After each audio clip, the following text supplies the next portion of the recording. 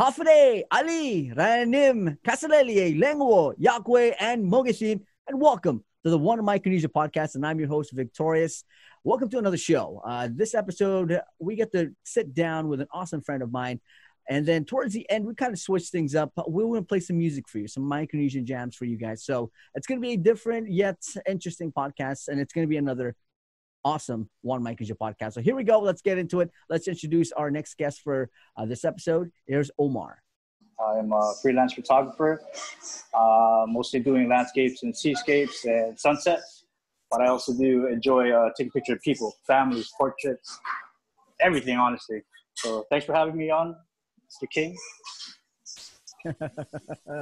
All right, guys. Omar, I guess when we talk, if we're going to start a convo, and for people who don't know you, let's kind of take it back to the beginning. Where all start for you? How did your career begin? Like, what's that one thing that sparked your love for photography? It's probably been always there somewhere, but it probably came out more when I took this job at Fisheye, the retail department, where we had to take photos of our guests and their activities, either they're doing a dolphin tour or the snorkeling tour. And then, after which we have to try to sell it to them. And then just basically maybe their reactions or like the type of angles or maybe the type of photo that I was able to take. And just the memories of being on Guam and then them really enjoying it. Just like, wow, and it's all coming off like minuscule gear, like a GoPro or something. So just from there, I just kind of like really piqued my interest of maybe doing it more often. Yeah, that's probably when it first kind of started for me. Oh, like I said, man, like we all start from somewhere. And for you, it's that job where I'm pretty sure, was it something you always loved before you got the job? Or was it something that kind of started, the love kind of started right when you were doing the job? It's pretty hard to say, but I know I've just always enjoyed a picture. Maybe not taking the picture, but just looking at the picture. Even in movies, like, really, all movies are a bunch of photos stitched together in movement. So it's always been, like a picture, like you're just sitting at home, you're probably looking through your old photos as you're a kid or your family photos, and just basically like seeing the moment, maybe not thinking of all the intricacies of a photo of how it was taken, but just the photo. It doesn't have to be an amazing shot, but just what a picture does for you. It just captures that moment, and it's good memories. So I like to think of it that way. And then I guess me being the one to start taking those photos and those moments, it's just something that I hold dear away in a sense. But my next question is really talk about some of the challenges that you faced. You first started on the boat, and then you saw that you love it, and so you went into it. Talk about some of the challenges. If people out there was to listen to you talk about photography, like what are some of the challenges being a photographer here on? Some of the difficulties that I might have had was gear is very expensive. I mean, it's a costly hobby. It doesn't have to be. I mean, I probably would have been fine with just the gear I began with. But if you have that chance to accumulate more stuff that may help you in what you want to do, then go for it. But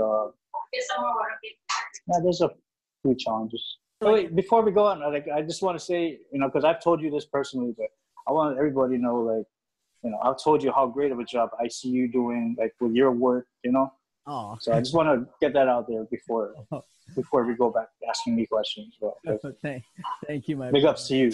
I honestly look up to you at times, when it comes to what you're doing. So. I like it. Thank you. like I said, I got you on because I wanted to let the people know who Omar is. I'm pretty sure, like I said, they've gone through your Instagram. They've seen the beautiful pictures you've taken. Thank you. And I just want people to know, like, you're from, you're from Palau, you're from Chuuk, something, and also showing other FSM citizens, other FAS citizens, that you can do it yourself. It's just pursuing it and just believing and just building your love for it. Yes, I'm Palauan Chuukese. I'm actually born and raised here. So my grandma, she came from Chuuk, went to Palau and came here, and all of that. So it's just, like growing up, that's what was told to me. Like my grandma said, your mom wanted to come out here to Guam to raise you here. Have a better, better opportunities are here. I mean, that's I guess you could say it's a fact. So I just stuck to that. They don't remember that. And try to do the best I can with whatever I did. But as relates to photography, when I first started, I wanted to do like portraits or like family portraits. I thought, me and my other half thought, man, this is going to be an opportunity for us to take photos. Of course, we want to cater to every client that wants to come, but we want to really help our people, Chuukese people, all FSM citizens, Palauan citizens as well, because they may not have the resources or financially be able to have some nice looking photos, with their families after church, graduations. This past graduation was extra special because it's different because we had this COVID-19 happen. Everyone was down and out, low funds everywhere, but people are graduating. That's not stopping. So being able to do some shoots for a lot of the FSM citizens, graduates was tremendously special. Honestly, probably the best time I have done photos for people. For FAS citizens, I feel like for most people, are kind of nervous to kind of ask or to go forward into going to these big photography places, which are awesome. But when you stepped in and be like, hey, you're from the FSM, you can help out. And then when you work with them too, because a photographer, you actually know what kind of shots you want, what kind of shots would be the good shots. So actually talking to them, going back and forth, and then them knowing that you're from, the FSM or FAS, they're comfortable in working with you. So I think the whole barrier and the way we work together, if we know that we have somebody from where we're from on the other side, I think we work way better. Yeah, it does. It makes things more comfortable and easy, like a little bit easier. Like my first couple clients for graduation, they're from Chuuk and Kokoris. They had no idea who I was,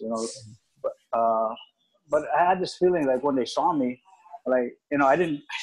I came out to the photo shoot kind of like this in the tank top and shorts, and and they're just kind of like.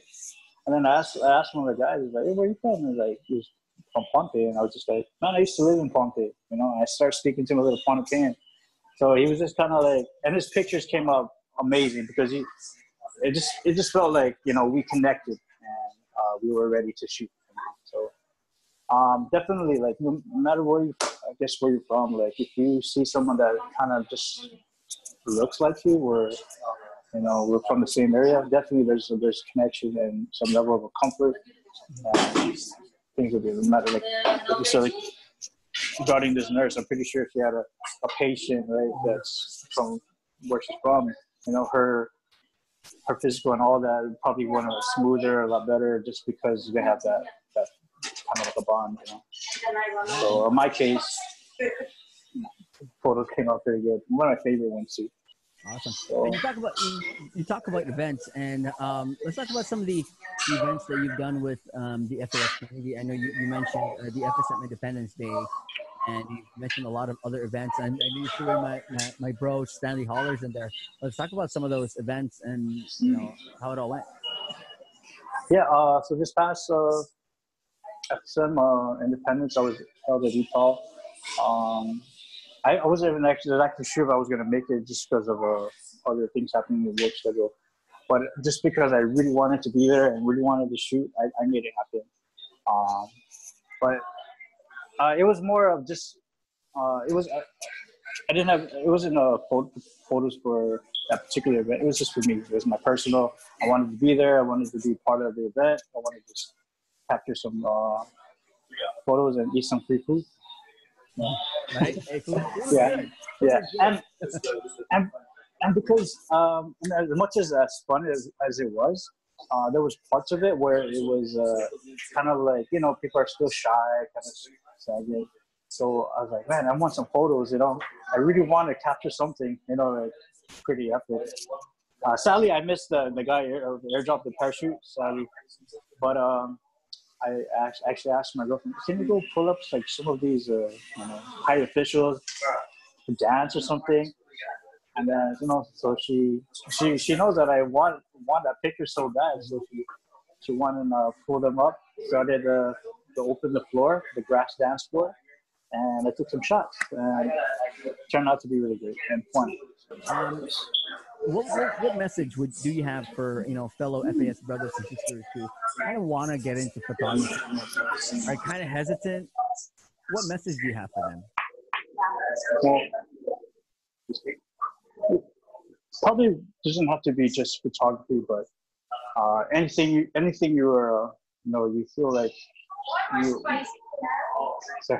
that you would probably have a passion for, or just interest in doing, and that it's maybe positive, you know, just pursue it, just do it, try it. Like, just find something that, you know, maybe it'll come to you, maybe you have to do some searching, but once you find it, once you get it, you just hold on to it. Like in my case, like once I got my first camera 2 years ago, like Christmas, and then like I literally probably never put it down. It's always with me. It's right here with me. There, my friends are holding it, and you just always gotta learn every day, shoot every day. If photography is what you want to do,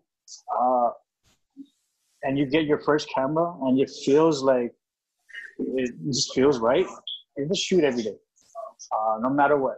There's some photographers, like, because I go on YouTube a lot just to listen to other photographers, and I've seen some that say the best time to shoot is in early morning or the late at the sunset, you know, golden hour. Mm-hmm. But I say shoot anytime, no matter. Shoot in your house. If you're shooting a bottle of Tabasco, make that bottle of Tabasco look amazing or something. You know what I mean? Like, be obsessed, you know, in a good way. You know, like my first day of shooting was terrible. You know, try to learn manual settings on a camera. Dude, my pictures turned out ugly, just like black, like overblown. Like I couldn't figure it out. But it didn't stop me. It didn't deter me. I was like, I'm gonna get some nice photos. Like I scroll on social media, I see all these amazing photos, and like I just felt like I can do this. I want to have those photos. So just shoot every day. Meet other photographers that have the same interests as you. Try to learn. Take that extra step. That's probably the best advice I could give you. And don't worry about the gear. Just get that'll come as your passion grows. As your passion grows, your gear will grow. So, bro, like before we close out here, what's the future for Omar? My next step, honestly, is to grow with my friends from High Element. Their name is Vince and Cass and Ben, and my girlfriend Tay. We just want to take our content to another level with photography and video, and from there, we just want to see who would want to take us in. And you know, we would love to provide you guys with photos and videos, like content. That's probably the next step, just to build and learn, because I still have so much to learn.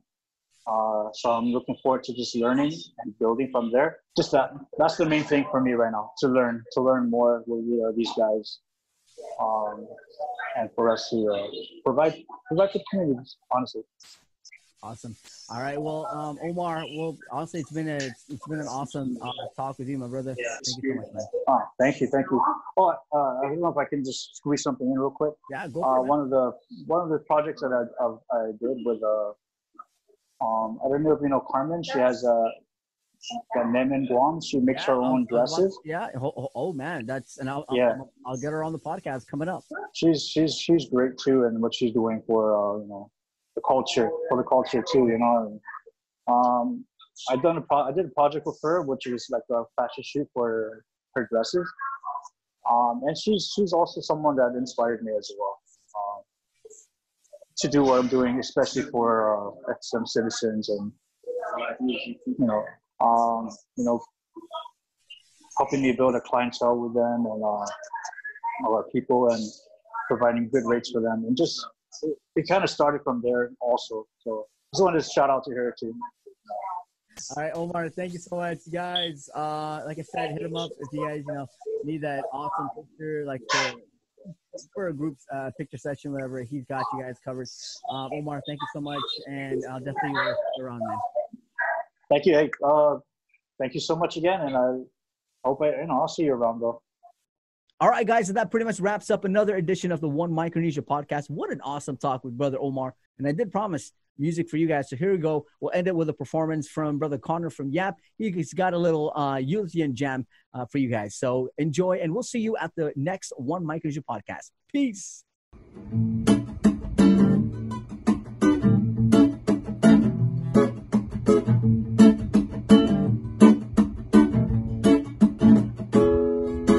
Kokoris waris